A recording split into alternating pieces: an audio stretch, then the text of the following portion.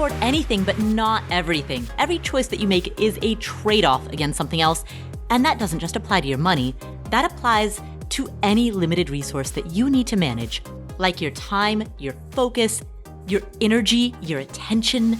Saying yes to something implicitly means turning away other options. We have limited cognition, limited resources, and we can only give so much of our money, our time, our effort. So what do we want to dedicate that towards? What truly matters? And once we figure out what matters, how do we make decisions that align with that? Answering those two questions is a lifetime practice. And that's what this podcast is here to explore from all angles and to facilitate. My name is Paula Pant. I am the host of the Afford Anything podcast. And today we're going to discuss the psychology of secrets. Certainly, many people keep financial secrets. According to a 2017 survey done by TD Bank, approximately 27% of respondents admitted to keeping a financial secret from their spouse or partner. Examples of this include having a secret bank account or spending a large sum of money and then keeping that expense hidden. Beyond financial secrets, people often have secrets at work, at school. Maybe you secretly hope to retire early, or you're looking for another job. But how do these secrets impact our health, our well-being, our mental states? And how can we manage these secrets, both internally and externally? With whom should we share this information, and when and why? To shed light on these questions, Columbia University professor Dr. Michael Slepian joins us today. Michael Slepian teaches in the management division of Columbia University Business School, where he is the Sanford C. Bernstein & Co. Associate Professor of Leadership and Ethics. He received the Rising Star Award from the Association for Psychological Science, and he is known as a leading expert in the psychology of secrets. He was educated at Stanford and Tufts, and he recently published his first book, The Secret Life of Secrets. Before we jump into today's episode, a couple quick announcements. Number one, we have a free guide to understanding the inflation and potential for a recession that's happening right now. You can download that guide for free at affordanything.com/inflation guide. That's affordanything.com/inflation guide. Number two, we have a course on rental property investing. It's called Your First Rental Property. This year, we are only offering it once. In previous years, we have offered this course twice a year. We've done a spring semester and a fall semester, but this year we're doing something different. We are only opening our doors for enrollment once and only once, and those doors open next week. So if you want a chance to learn from an incredibly robust course about how to invest in rental properties, go to affordanything.com/VIP list. That's affordanything.com/VIP list. That will put you on our email list where you will get a ton of information, not just about the course, but about real estate investing in general. This is your only chance this year. affordanything.com/VIP list. And if you want to read online more about the course, you can read a bunch at affordanything.com/enroll. All right, with those announcements out of the way, here's our guest, Columbia University professor Dr. Michael Slepian, discussing the psychology of secrets. Hi, Michael. Hey, thanks for having me. It's great to talk to you.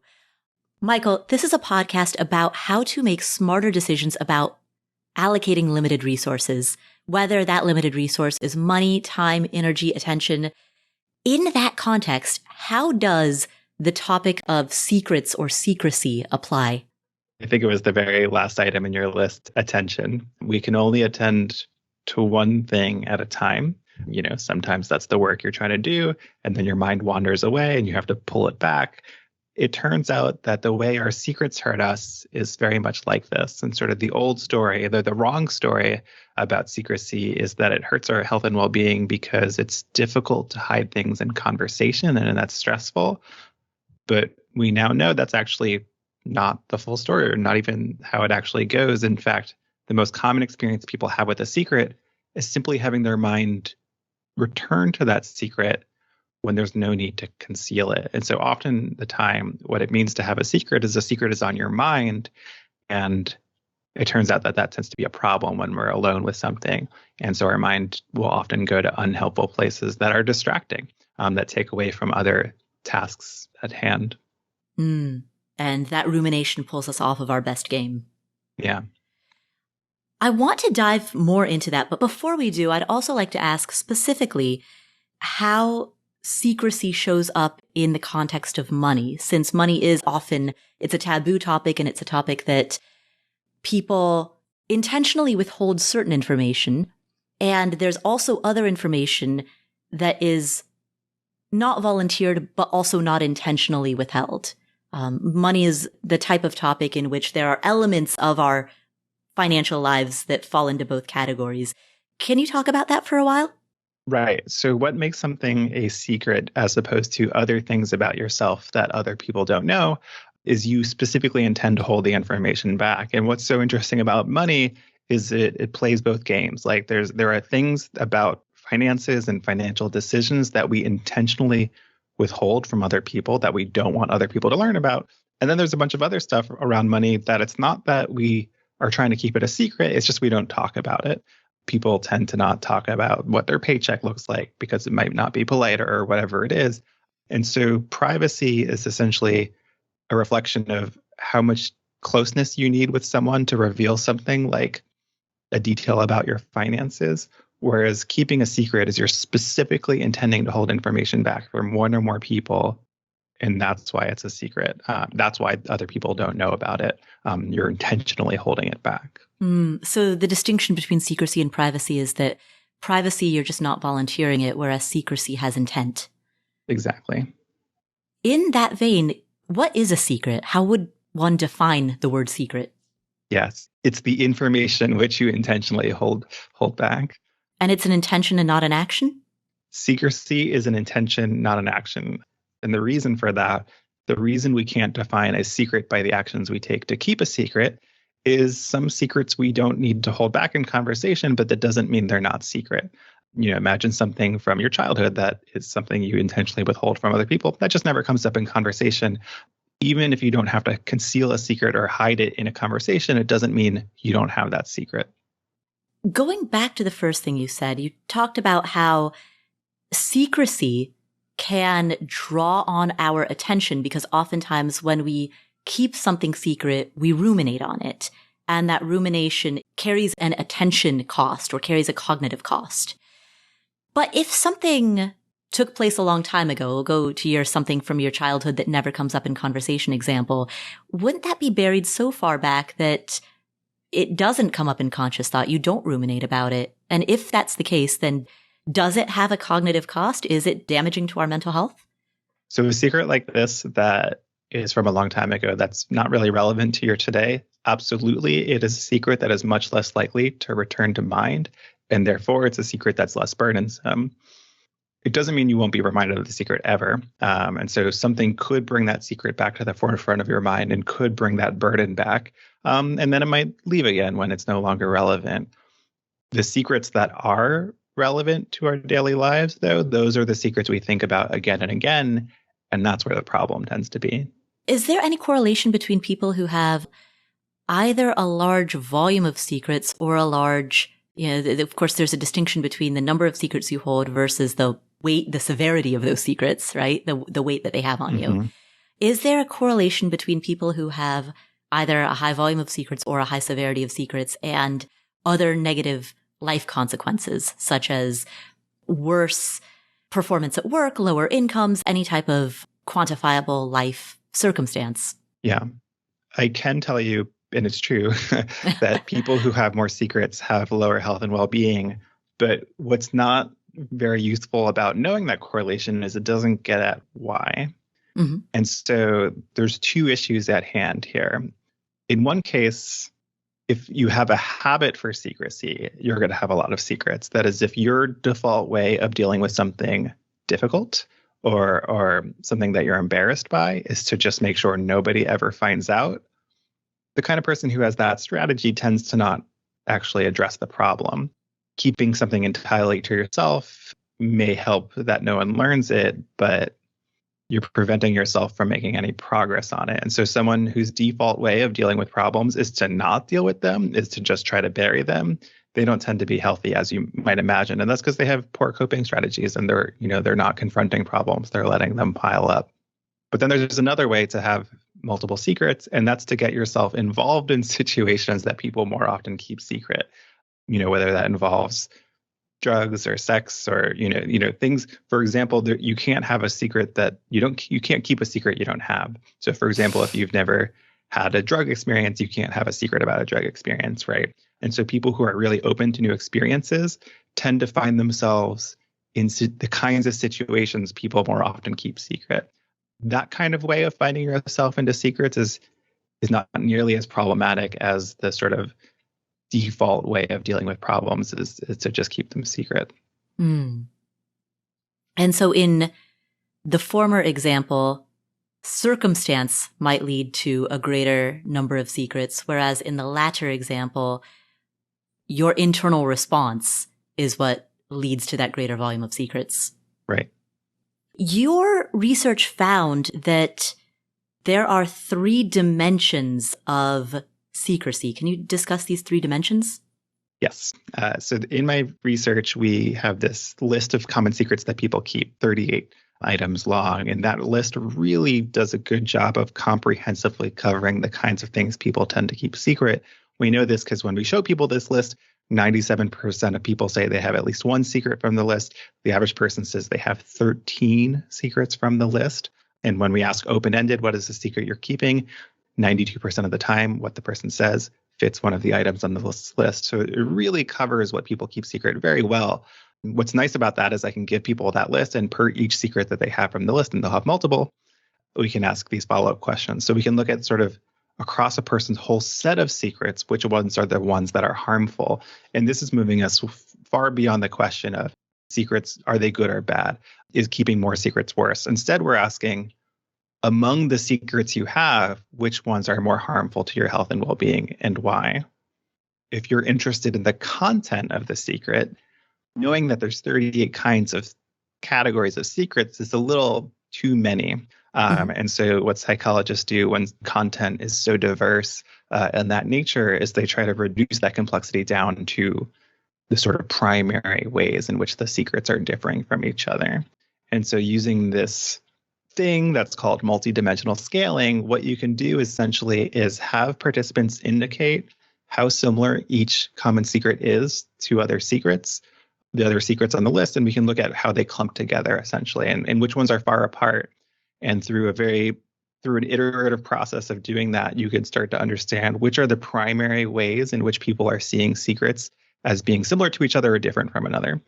It turns out there's 3. And so 3 ways in which people can think about their secrets as compared to their other secrets, or 3 ways by which people think about their secrets are whether the secret is immoral, whether they believe the secret is about something that's wrong or is causing harm. The second one is the extent to which a secret is relational, the extent to which a secret is related to our relationships and social connections. And the third one is the one is the dimension related to how much the secret involves our goals and aspirations, which often means our professions as well. What would be an example of a secret related to goals, aspirations, professions? Performing poorly at work, cheating at work or school, discontent with your profession. Finances shows up really high on this dimension. And some of these would also have a moral overlay as well, yes? Yes. And so the dimensions are independent, but you can be high or low on all of them. So, for example, cheating at work is a secret people would consider immoral and highly goal-oriented. Could there be moral secrets, highly moral, or at least not immoral secrets related to goals, ambition, workplace? Yeah, and a secret ambition is a good example. It turns out that it's very common to keep ambitions secret. Maybe people are a little embarrassed about their ambitions. Maybe they worry about telling people about ambitions that they'll never be able to realize. But for whatever reason, ambitions is the kind of thing that people tend to keep secret. And those are very much related to our goals and aspirations, but most people don't consider it immoral to have a secret ambition. When it comes to money, people often feel shame. And even if their financial decisions have hurt no one other than themselves, they often still feel as though that is a moral failing. So even if it is, I guess, not relational, it still feels moral. Do you have any insight as to why? Finance in particular seems to be the type of topic that people often moralize, even when that moralization is unwarranted. I think part of the problem here, because it's the kind of thing that we tend to not talk about or consider that it's not even polite to talk about, we're not really well practiced on having these conversations, which means we're not really well practiced in thinking about these situations. We just haven't had as many conversations that would sort of tamp down some of those negative reflexes. Now, you mentioned that oftentimes people who have either many secrets or weighty secrets tend to ruminate about this. And one of the observations that you make in your book is that when we are ruminating and our only way of processing through an issue is by thinking about it, we often lead ourselves astray and therefore do a worse job. Can you elaborate on that idea? Yeah, and this picks up on what we were just talking about. It's really hard to find all the answers on your own, or you can be sure you're not going to find all the answers on your own because you just have a single perspective and it's going to have its biases and it's going to have its flaws. And it's going to lead you down one particular way of thinking about an issue, and it's not going to be the most healthy way. It just, that comes from conversation with others. And so when you choose to be alone with something, you're more likely to find these really unhelpful ways of thinking about it that other people could really correct and make you think differently about it. Really hard to do on your own. In addition to the 3 dimensions of secrets that you found in your research, the dimension of morality, the dimension of relationships, and the dimension of goals, professions, aspirations, right? In addition to those 3 dimensions, you've also found 3 ways in which secrets can hurt a person: shame, isolation, and lack of insight. Can you discuss the 3 dimensions of harm? Because our secrets are related to lower well-being on average, it means there's 3 ways in which a secret can hurt us. And the more we consider a secret to be immoral, the more that secret tends to evoke shame. The less we consider a secret related to our relationships and social connections, the more it feels isolating to keep. And the less a secret feels goal-oriented and therefore is based not in logic or reason, but in feeling and emotion, the less insight we feel we have into those secrets. And so that's why our secrets will hurt us in one of these 3 primary ways: shame, isolation, or uncertainty. I'd like to dig into each of those a little bit more. Let's start with shame. One thing that you described was the ice cold water bucket challenge. Can you describe that? Yeah, so what's happening here is there was this study conducted by Brock Bastian in Australia, in Melbourne. Maybe he was at Queensland at the time. And he was interested in this idea, a very old idea, that people will engage in self-punishment as a way to sort of pay off their moral debt, as a way to answer to their sins, if you will. And of course, you can look back in history and see people physically hurting themselves for this reason, for religious reasons and so on. And he had people come into the lab and recall, in one condition, in one group of participants recalled a time when they socially excluded someone. You can usually dredge up an example of that, and it doesn't feel good to be reminded of that. And he asked another group of participants to think about something mundane instead. Then they had participants, as part of a totally unrelated study, they walked to the other side of the lab and said, "We're doing this thing where we're interested in perception, and we're going to ask you to pick up these small things in this tank of water and move it to the other side. Just so you know, it's completely ice cold. It will be painful, but without any long-lasting consequences. It'll just be painful in the moment, and there's no harm beyond that." And so it turned out that when participants had just, reminded themselves of something they felt guilty about, they kept their hands in the ice cold water for longer. And if you've ever kept your hand in ice cold water, it eventually starts really hurting. They kept it in there for longer, And the longer they kept their hands in the ice water, the better they felt afterward about the social exclusion of this person, about this guilty act. And so it seems just experiencing this unpleasantness, this self-enforced punishment, made people feel like they were sort of doing their time and sort of making up for this wrongdoing. In terms of how something like that would play out in our daily lives in the real world, could it be the case, or is there any evidence or research to back the idea that if we feel a sense of shame around some events that have happened in our past, whether it's something we've done or something that was done to us, could it be the case that we self-sabotage in order to, at a subconscious level, make things right in the world, particularly in the world of money and investing? So often we are our own worst enemy. We know what we should do. We know how to not get into credit card debt or how to not blow up our retirement accounts. But time after time, despite the fact that we know better, we act in self-sabotaging ways. So that's exactly right. Once I learned about this study, I then spoke to Brock, the one who ran the original study, and we talked about sort of essentially combining our research interests. He, this one where he's interested in self-punishment and I'm interested in secrecy.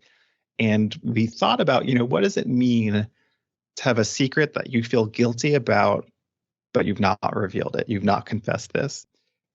How could you hold yourself accountable for something you feel wrong about if you're not going to reveal the secret? What else could you do?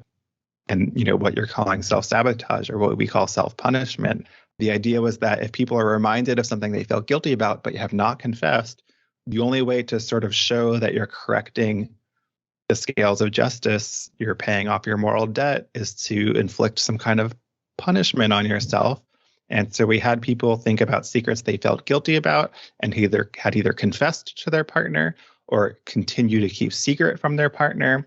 And when participants thought about things that they continued to keep secret from their partner, they were more interested in self-punishing behaviors. That includes denying themselves of nice things, whether it's going out to dinner with friends or having their partner buy them a nice gift.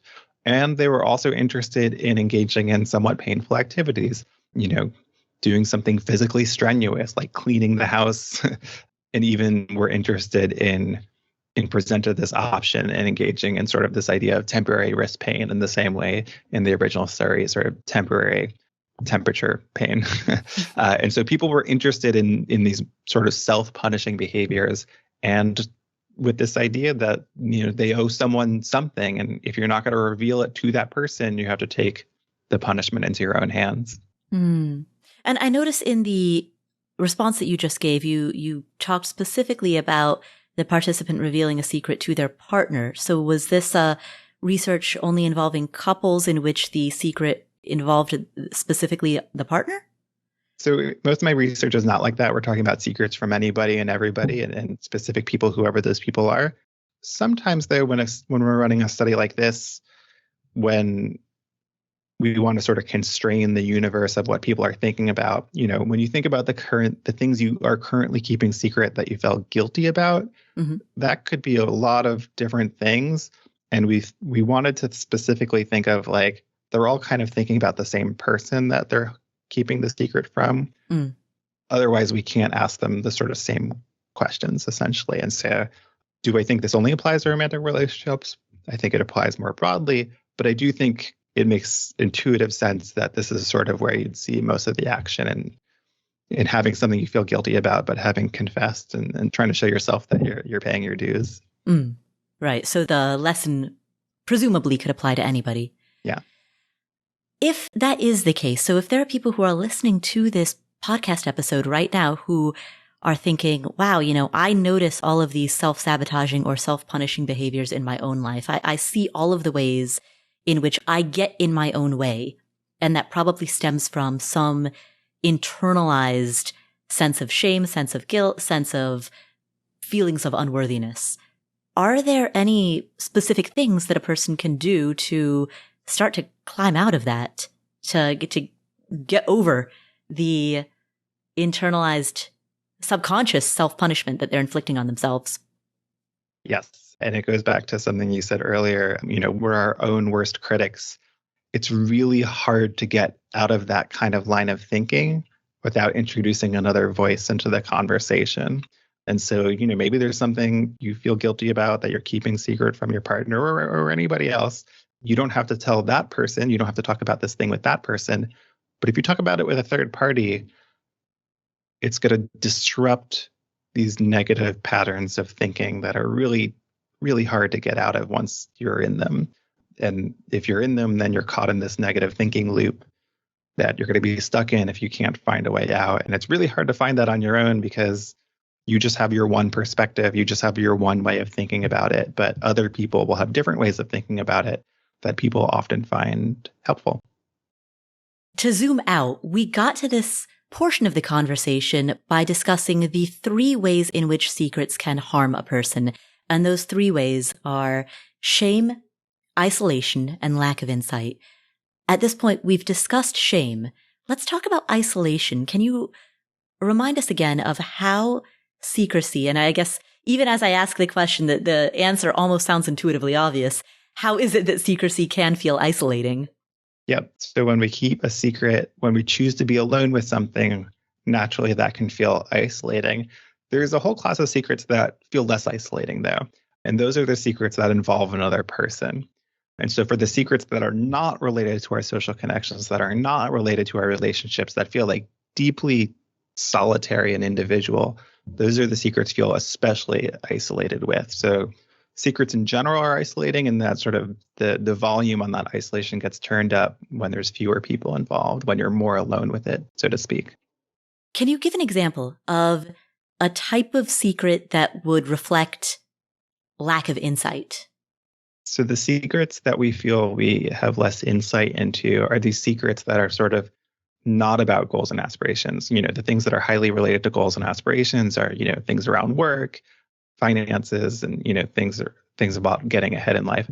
Whereas on the other side of the spectrum, we have these more deeply emotional topics. So for example, that are not based in reason or logic. And a good example of this, I think, is sexual orientation. We don't know where preferences come from, and they're not based in logic or anything of the sort. We just know how we feel. But when there isn't sort of logic defining that, we can feel like we don't have good insight into these things that we're keeping secret. In the book I talk about, it's a movie, Love, Simon. It's about this teenager who's gay, but he hasn't come out to anyone yet. And he knows his close friends would immediately accept him on learning this. He knows his family would be totally supportive if he were to reveal this. But he thinks to himself, well, why am I still keeping this a secret? And there's this uncertainty of like, why am I keeping this a secret? What is making me hold it back? He briefly wonders, like, is this just a phase he's going through? And would it be better to not tell anyone for that reason? So when we have these secrets that are just like based in feeling, it's really hard to know, what do I do with this? And how did I get here? So and I haven't seen the movie, but in the movie, it sounds as though, based on your description of it, he's keeping it secret in part because he's still trying to figure it out himself. Exactly. And of course, we know that the best way to figure out something is to talk about it with other people. Of course, easier said than done. Right. Would that be an example of the type of secret that has the characteristics of lack of insight as well as isolation, the previous dimension that we talked about? A secret can hurt you on multiple of these dimensions. Lucky for us, it's very rare that you're hurt on all 3 dimensions. And so understanding, where the hurt is helps you identify where the hurt is and where that might be a path forward. How does this conversation apply when a person has certain secrets that they want to keep for the sake of preserving group harmony or preserving group dynamics? So, for example, if we'll go back to the world of money, let's say that someone, we'll use this community as an example. The majority of people who are listening to this podcast are super pro index funds. Most people who are listening to this are really into passively managed index funds as an investment strategy. Let's say that there's someone listening who is a day trader, And they love day trading. They love, they have an investment philosophy that's completely, I'll go so far as to use the phrase antithetical to the ethos of the broader Afford Anything community. I could imagine a case in which at a meetup, of people in this community, that day trader might stay quiet for the sake of not revealing that they have a perspective that would, if revealed, cause some level of social ostracism. And that example is very specific to Afford Anything listeners, but of course, you can see how that same type of example would play out when people are discussing politics at the Thanksgiving dinner table, or when people are discussing controversial topics like drug use with their friends. How do these concepts apply in those arenas? So I immediately thought of the politics example, and we've done research on this back in 2016, if you can remember what life was like back then. Before the election results came in, we were asking people about whether they were keeping their votes secret. At the time, we thought those participants were going to be on one side of the political spectrum, they were on the other. And a lot of folks kept their votes secret because they wanted to maintain group harmony, like you mentioned. And so in some ways, we know that in those same studies, we know that if that's your reason, people find a secret as less burdensome. If you feel like you're doing this for the good of the group or for the good of another person, that does reduce the burden of secrecy. The question, though, is, but should you be having those conversations? Should you be talking with the other people about the meetup and see where that conversation goes? Should you tell your spouse who you voted for? And I think the answer is yes. I think that if secrecy is preventing us from having the kinds of conversations we need to be having, the kinds of conversations that can change minds and hearts, we have to have those conversations, and avoiding them maybe makes the moment smoother, but it's not going to help in the long term. On one hand, you don't want to be so conflict avoidant that you end up presenting an unduly false sense of self. On the other hand, you also don't want to be aggressively confrontational. Where is that fine line? Particularly when it's a context in which you simply stating your opinion might be perceived as baiting others. It's a great question. I think if I had the answer, we could solve all Thanksgiving problems at once. I don't know when the line gets crossed. I mean, I think intention matters. And I think if you're trying to be a provocateur, that's going to have that result. But if you're trying to have a difficult conversation, and if you acknowledge, I know this is difficult to talk about, and you mean it, I think that will make it possible to have a conversation get started and not sort of immediately set off alarm bells. In this conversation that we're having about secrets, is there a distinction between the type of secrets that a person is keeping or intends to keep temporarily, but eventually reveal, versus the type of secrets that a person plans to keep forever? And for the purpose of this question, I'm referring specifically to negative secrets. So I'm not talking about positive secrets like I'm throwing you a surprise birthday party or, a happy pregnancy announcement. I'm talking specifically about negative or, shameful secrets. This is sort of, again, we're like at the forefront of what we know here on this kind of topic. And so you can imagine situations where if your plan is to keep this thing a secret for all of time, that might not be so difficult if it's not the kind of thing that comes up in conversation. But if it is the kind of thing that comes up in conversation, that's going to be a really hard secret to keep for the rest of time. I do think having a clear expiration date for even negative secrets takes away some of that threat and kind of takes away some of that burden. We know well, like outside of the context of secrecy, when you spend effort on something that seems undesirable or that seems to take you nowhere, that effort is felt as fatiguing. But if you're pushing effort on something and you're making progress and you see the end in sight, that could even be energizing. Imagine you're like working on some project and you're getting so close to the end. That can feel quite good. And so we haven't shown it yet. Our idea here on this topic is that for the secrets that you believe to be temporary, that they should be secrets you feel that you have greater control over, and that should reduce some of their burden. This is an idea based off what we know about positive secrets, which you rightfully pointed out often do have these expiration dates. We do often feel more in control of our positive secrets, partly because they are positive and we feel more in control of positive things than negative things in life, but also because often of that expiration date. And so I think knowing that it's temporary will make you feel in control, and that will have these positive effects that'll probably trickle out. Mm. And so as I'm thinking about how this applies to people's daily lives, something like a financial secret, right? Or maybe there's someone who's listening who has credit card debt, but they've never confessed that to then, and look at my choice of the word confess, as though there's something to be shameful about it, right? Like, which there isn't. But like, let's say that a person has credit card debt, but they have never told that to their siblings.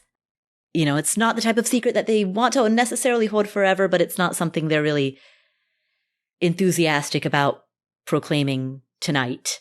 So in terms of how they can emotionally deal with that, it sounds as though, from what I'm hearing you say, choosing a date, a milestone, making a plan around when they will talk about it is one way that they can regain a sense of control. That sounds exactly right to me. I'm also imagining a situation where you're in a new relationship, and new relationships are so interesting because immediately all these things you haven't thought about in a while are kind of like new secrets again, because you're like, oh, I guess I have to tell this person this thing and this thing and this thing, but not on the first date, right? Right. And so you're like, okay, as you mentioned, like once it gets more serious, I can start revealing these things. And I think when that happens, everything's good and running smoothly.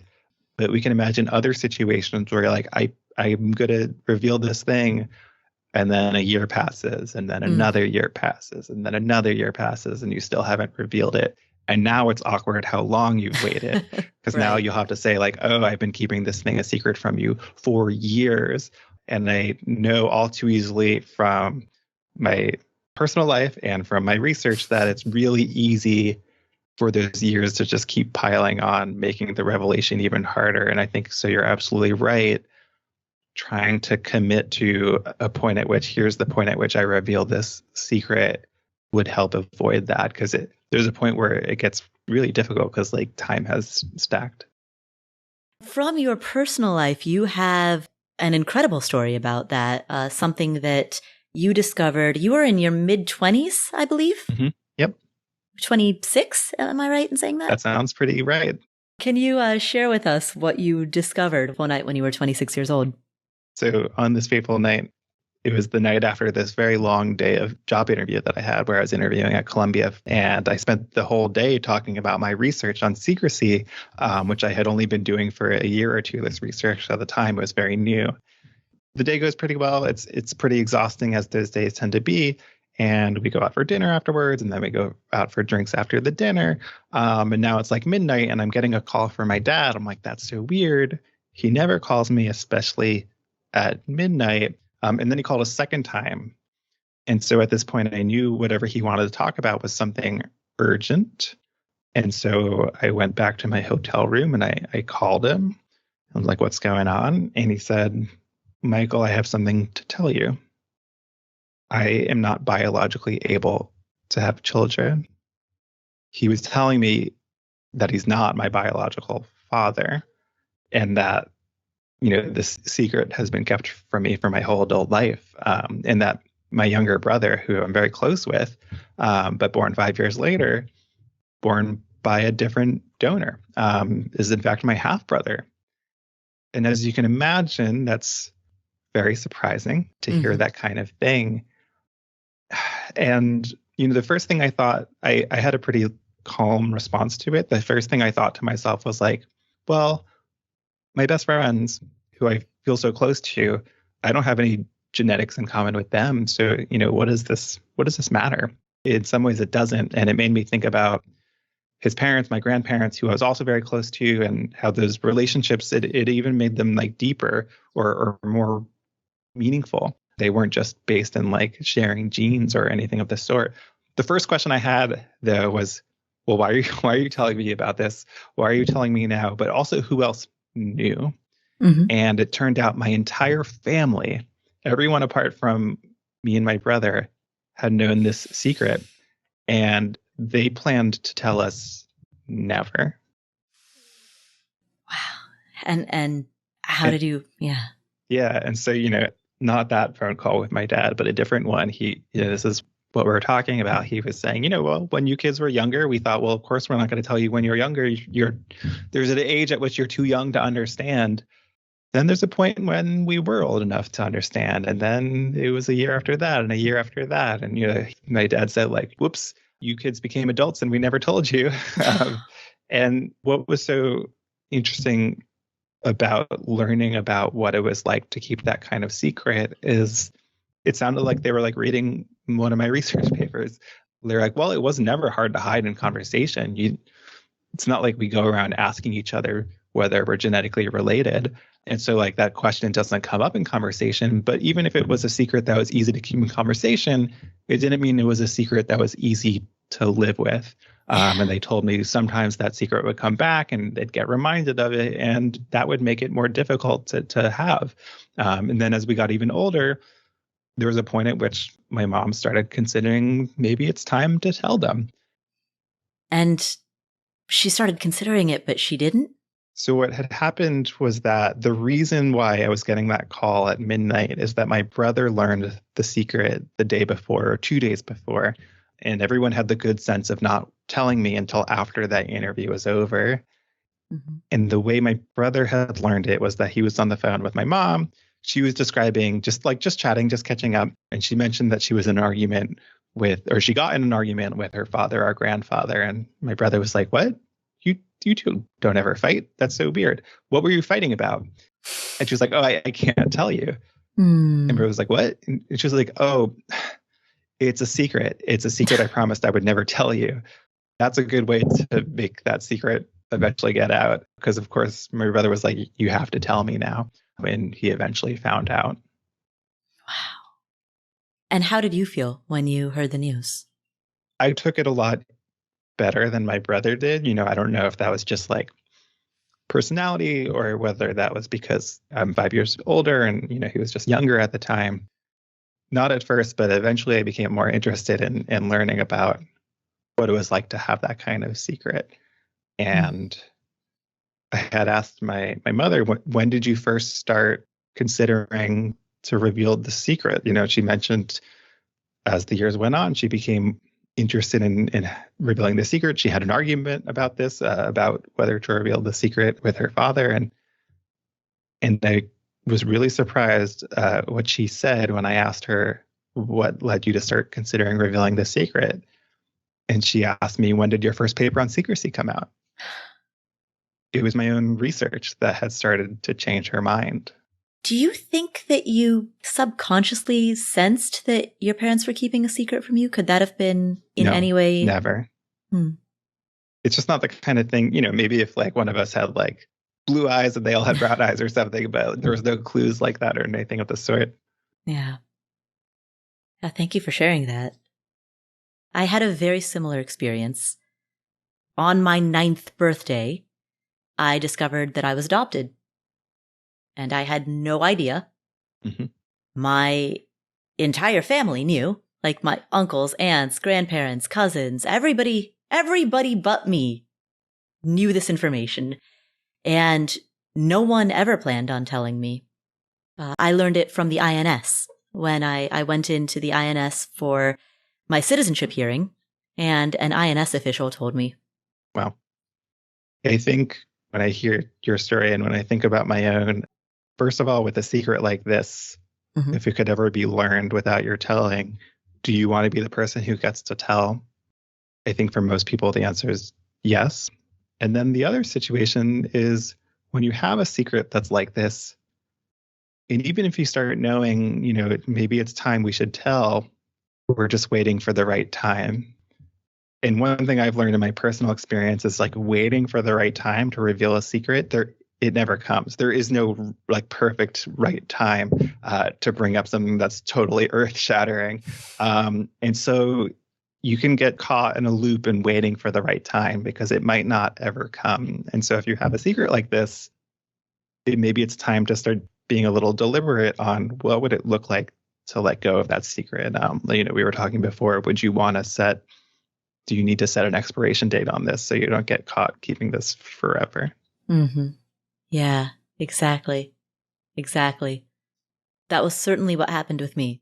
Mm-hmm. There was this notion, and there's research in adoptees where the research actually shows that adoptees have the best life outcomes when they are told prior to the age of 2. Mm. And unfortunately, many people don't know that. And many people mistakenly assume that a child needs to be sufficiently old. And then you wait one more year and you wait one more year and you wait one more year.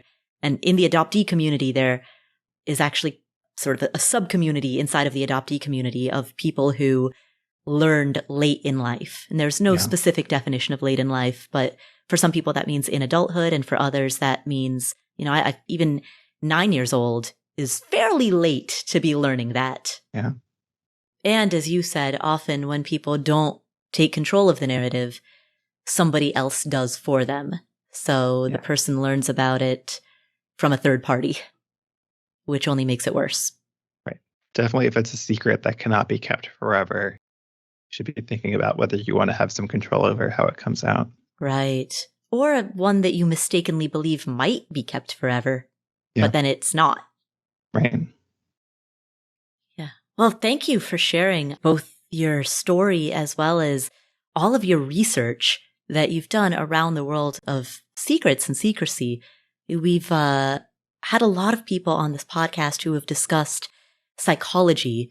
We've had a lot of behavioral researchers and financial psychologists and people who've discussed all of these different elements of psychology, but secrecy in particular is an area of psychology that prior to your book and encountering your research, I've never heard about this dimension of psychological research. And yet it's something that affects all of us.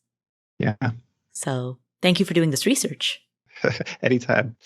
Actually, I do it anytime, all the time. So it's this topic that for some reason just has kind of eluded us for a very long time. And I think that's partly because of a very narrow idea people used to have on what secrecy looks like. They thought secrecy was the moment when you were in a conversation with someone and they asked you a question related to your secret and you held back.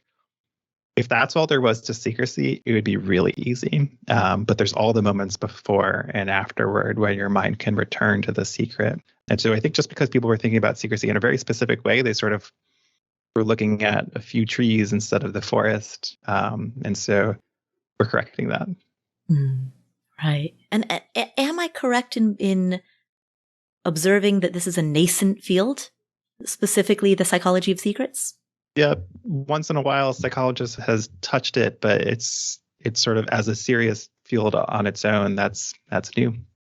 Well, thank you for sharing the beginnings, your research and then the initial insights into this nascent field with us. Where can people find out more if they want to know about you or your work?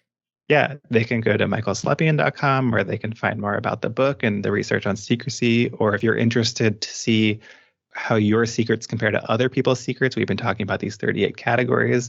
You can go to keepingsecrets.org and you can see those categories for yourself and whether you have more or less relative to folks who are, the same gender or the same age and so on. You can learn more about secrecy on both those websites too, the research. Thank you, Michael. What are 3 key takeaways that we got from this conversation? Number 1, secrets tend to fall into 3 categories. There are the secrets that we keep for moral reasons because we think that revealing such a secret may cause harm to somebody else. There are the ones that we keep for relational reasons in order to preserve the peace. And there are the ones that we keep for goal or ambition-related reasons. For example, if you have a goal of early retirement, you may be keeping that a secret from your colleagues. These types of secrets impact us differently with regard to the emotional or psychological burden that carrying such a secret has on our lives. Which is to say that not all secrets are created equal, and there are some that exist as secrets because we have decided that certain things are better left unsaid. And so using this thing that's called multidimensional scaling, what you can do essentially is have participants indicate how similar each common secret is to other secrets, the other secrets on the list, and we can look at how they clump together essentially, and which ones are far apart. And through an iterative process of doing that, you can start to understand which are the primary ways in which people are seeing secrets as being similar to each other or different from another. It turns out there's three. And so 3 ways in which people can think about their secrets as compared to their other secrets, or 3 ways by which people think about their secrets, are whether the secret is immoral, whether they believe the secret is about something that's wrong or is causing harm. The second one is the extent to which a secret is relational, the extent to which a secret is related to our relationships and social connections. And the third one is the one is the dimension related to how much the secret involves our goals and aspirations, which often means our professions as well. This framework, this mental model of different classifications of secrets is helpful as we think through the secrets in our own lives and contemplate what should be said to whom and when, if at all. Often when we are making these decisions, in the absence of a mental model, in the absence of this type of framework, we don't have mental scaffolding to be able to differentiate between different types of secrets or different types of quandaries inside our mind. And so I wanted to highlight this as the first key takeaway because it provides that mental model that can help us better understand ourselves and help us better understand the types of secrets that we keep. And so that is key takeaway number 1. Key takeaway number 2. People are naturally inclined to self-sabotage if they believe that they deserve it, if they believe that they have done something wrong or they are deserving of punishment. Our desire to right the moral scales of justice can be so high that we will subject ourselves to unnecessary pain if we believe, rightly or wrongly, that this is what we quote-unquote deserve. This often plays out in the ways in which we become our own worst enemy and stand as our own biggest obstacles in the world of money management, overspending, investing too conservatively or too aggressively, not following up on opportunities. There are many ways as we become small business owners, side hustlers, investors, stock investors, crypto investors, real estate investors. There are so many ways that our inner psychology leads us to get in our own way and to sabotage ourselves. He had people come into the lab and recall, in one condition, in one group of participants recalled a time when they socially excluded someone. You can usually dredge up an example of that, and it doesn't feel good to be reminded of that. And he asked another group of participants to think about something mundane instead. Then they had participants as part of a totally unrelated study. They walked to the other side of the lab and said, "We're doing this thing where we're interested in perception, and we're going to ask you to pick up these small things in this tank of water and move it to the other side. Just so you know, it's completely ice cold. It will be painful, but without any long-lasting consequences. It'll just be painful in the moment, and there's no harm beyond that." And so it turned out that when participants had just, reminded themselves of something they felt guilty about, they kept their hands in the ice cold water for longer. And if you've ever kept your hand in ice cold water, it eventually starts really hurting. They kept it in there for longer. And the longer they kept their hands in the ice water, the better they felt afterward about the social exclusion of this person, about this guilty act. And so it seems just experiencing this unpleasantness, this self-enforced punishment, made people feel like they were sort of doing their time and sort of making up for this wrongdoing.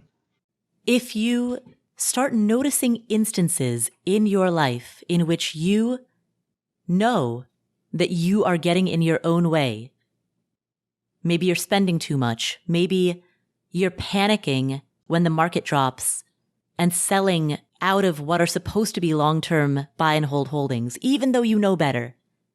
Or maybe you're speculating on meme stocks or other wild flyers that are basically a step away from gambling. Maybe the way that you invest your money or spend your money is not aligned with your better judgment. Or maybe you're doing something in your work, in your career, in your side hustle, where you notice that you're sabotaging your own chance of success. When you see that, ask yourself if any of this might be playing into it. If maybe there's some part of you deep down that questions whether or not you deserve it, or seeks to punish yourself because you are shouldering excess guilt or shame or blame. That is the second key takeaway. Finally, key takeaway number 3. We often hold on to secrets because we want to preserve the peace. And in the world of money and business and career, this is particularly true. We don't want to let people know what we earn or our net worth or how our investments are performing.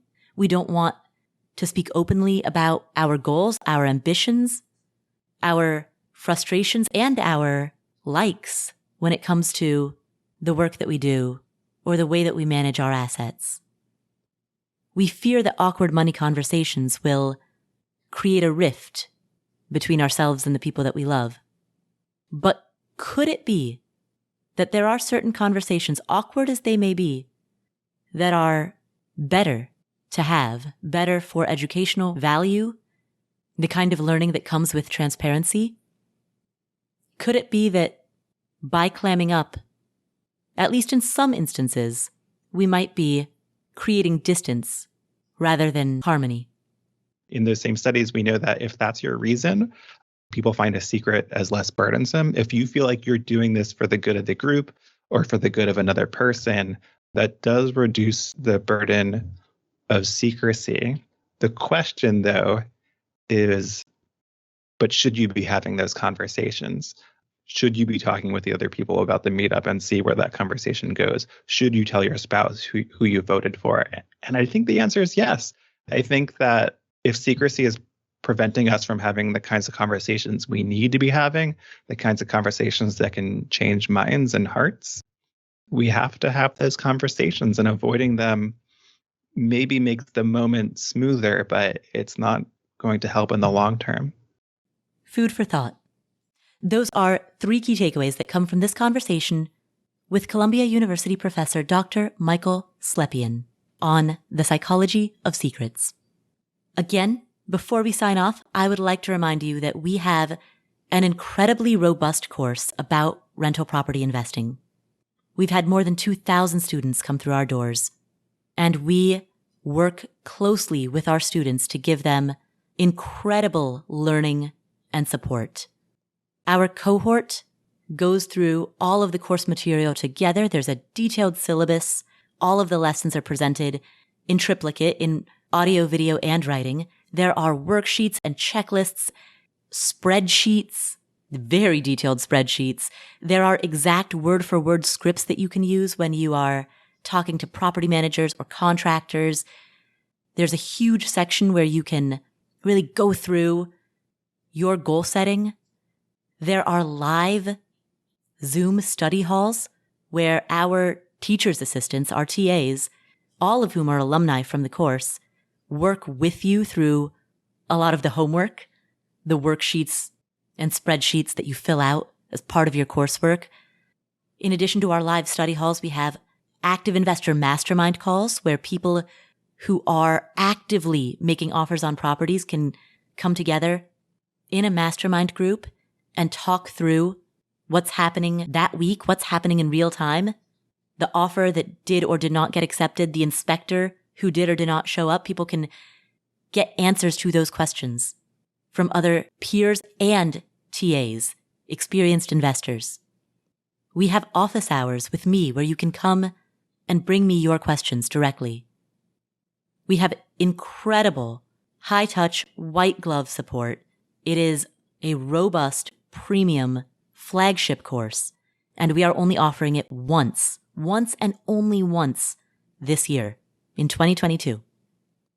Your only chance to enroll in this course, and by the way, you have lifetime access. So enroll in it once and you get all of the benefits of all of our updates and all of our resources and all of our material, and every cohort, you get it forever, for life. We do not believe in upselling after the fact. So once you're in, you're part of this family for life.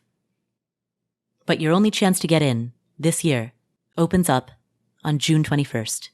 The doors open June 21st, 2022, and their doors close the following week. So you have a very limited window to get in. If you want to learn more about it, go to affordanything.com/enroll. You'll see a ton of information there.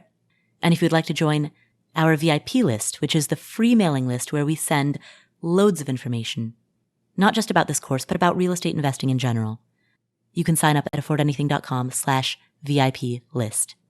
Thank you so much for tuning in. My name is Paula Pant. This is the Afford Anything podcast.